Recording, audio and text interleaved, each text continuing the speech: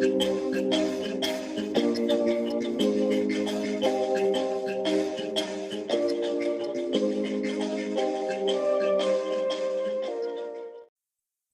morning, Mulweni, and bonjour to wherever you are in the world. My name is Kanyagani, and I'm the founder of Africaya Travel. Today, we'll be speaking about the business etiquette and the business culture in Cote d'Ivoire. And it is slightly different from South Africa, so you're going to want to listen to this before you travel to Cote d'Ivoire. In general, the Ivorian business culture tends to be more formal than the South African one.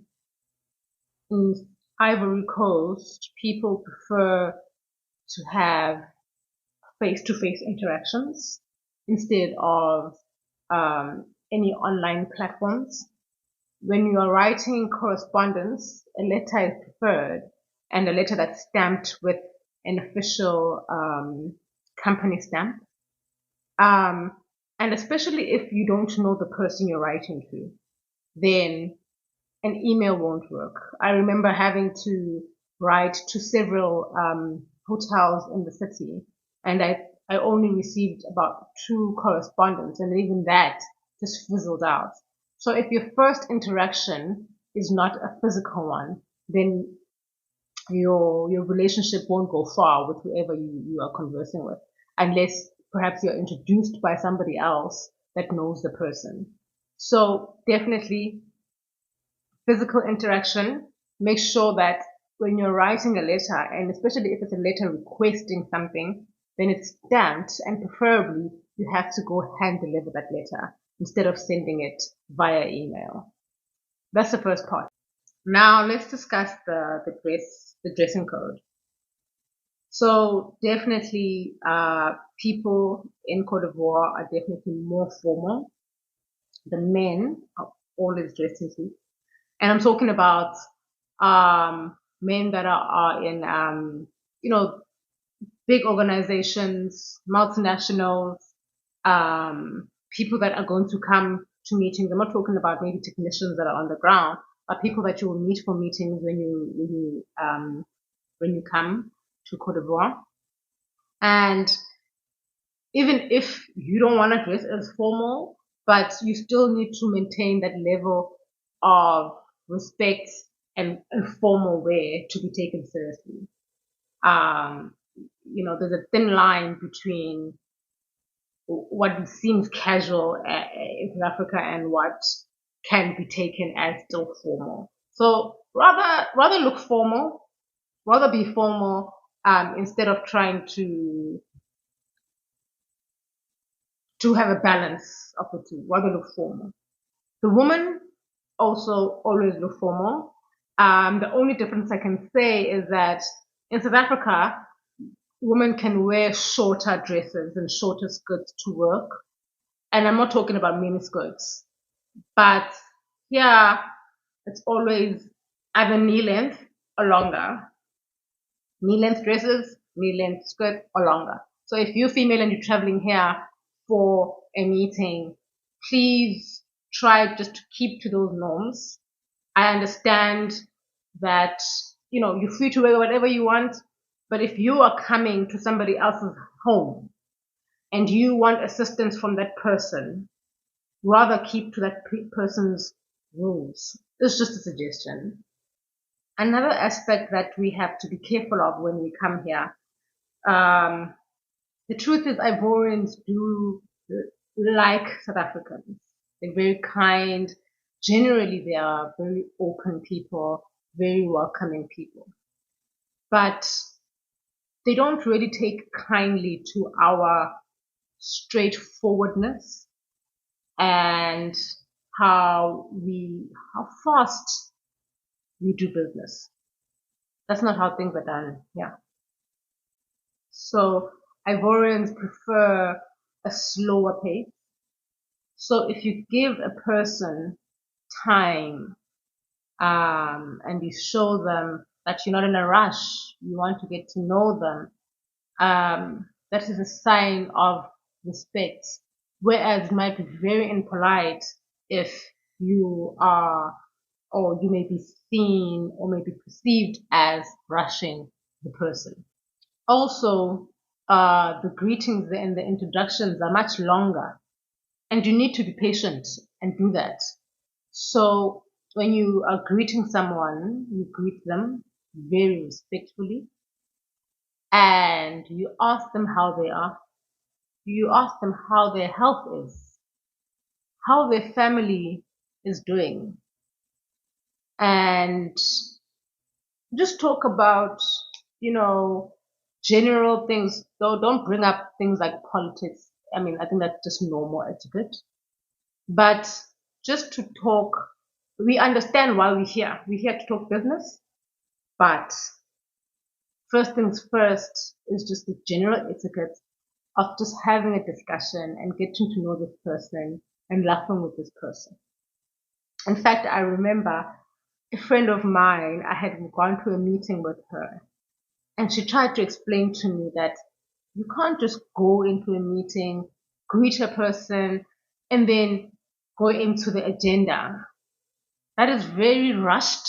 That is very uh, impolite, perceived as very impolite. So here I come, I'm greeting everyone. Hello, I'm Kanya, and everyone introduces themselves. And then I say, okay, so the reason we're here today, no, no, that was very impolite of me. So I remember she told me that, so when you go greet people, adults, business partners, you say, what's news? What's the first news? First news is, how are you? How's your family? How's your health? It's raining a lot, so you're not affected by the floods. And then they will ask you, what's second news? The second news is actually why you're here.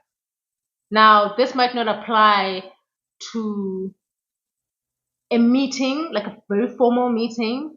It might apply to, for example, when we had to do this, or where I saw this live, is when we were out looking at different land plots in Cote d'Ivoire, and we had to speak to the chief of the village.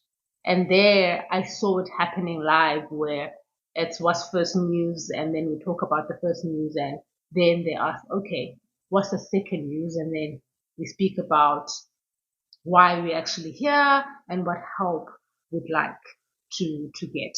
So it's about you just also looking at the environment you're in and seeing the level of respect. It's the same thing even in South Africa. If you're speaking to adults in a setting where we're in a village and we excuse me, we want something, we're in a village and we want something, then we approach that a bit differently. If we are speaking to people in a corporate scene, then we approach that differently. But in general, the pace is slower. The human to human interaction of getting to know each other is paramount. Then you become friends. Then we trust each other. After we understand that we trust each other, then we can talk business, because business is not something that's taken lightly. It's money, it's time, it's resources. So you don't just do it for someone that's just sent you an email. Yes, they sent you an email from a company address that's big in South Africa, but who cares? No one knows you. Come to Cote d'Ivoire. Just going back to the first part, where I spoke about Ivorians preferring physical interaction. I've had a few people in South Africa telling me that they want to come to Cote d'Ivoire to look for business opportunities, and they do desktop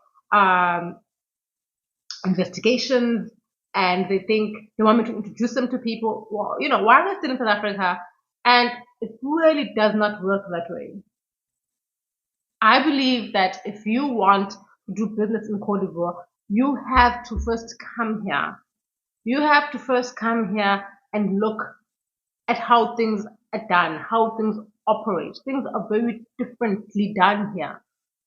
You can't sit in South Africa and think that, oh, there's an opportunity, I can just go in and it will be simple. It's not. First of all, we don't even speak French.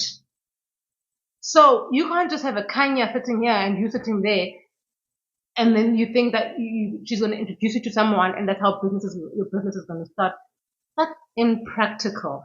It's not going to happen. You have to come here. You have to spend a bit of time here. Get to know some people here before you can start a business. Lastly, I want to talk about knowing someone that knows someone. And I'm not going to talk about this in the negative sense of it, but this is something that I've realized that it's important, and we don't talk about it openly, but it's important, especially here in Cote d'Ivoire.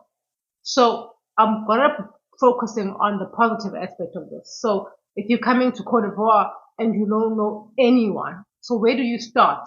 You start at the South African embassy. There, the embassy knows someone that knows someone. The embassy knows businesses. The embassy knows where they can direct you to help you, right? There's companies that can assist you, like Afrokaya Travel. Although our assistance is focused on the traveling and the event side. But we're here, we're South Africans, and we understand your queries, and we're able to point you in the right direction. If you're coming here and you're relocating to South Africa, South Africans have a group called South Africans in Abidjan. We ask us other questions there, we converse there, we get help from each other because we've been here for much longer. We understand how the environment here works. So when I say know someone that knows someone, it's easy to know someone that knows someone. You can always know someone. It's just that starting point. And for you, the starting point will be the South African embassy. And just like that, we've come to the end of this episode. It was a bit longer than I had planned. I planned my episodes to be around 5 minutes, not to take up too much of your time. But because this one is not something that's written down or facts, it's just my views or my viewpoint on the Ivorian business culture and customs. And if you have any topics that you would like me to discuss, please feel free to give me suggestions. And please follow my page and like and let other people know, other people that are coming to Cote d'Ivoire. I know there's not a lot of us, but we are here. South Africans are here in Cote d'Ivoire. Thank you.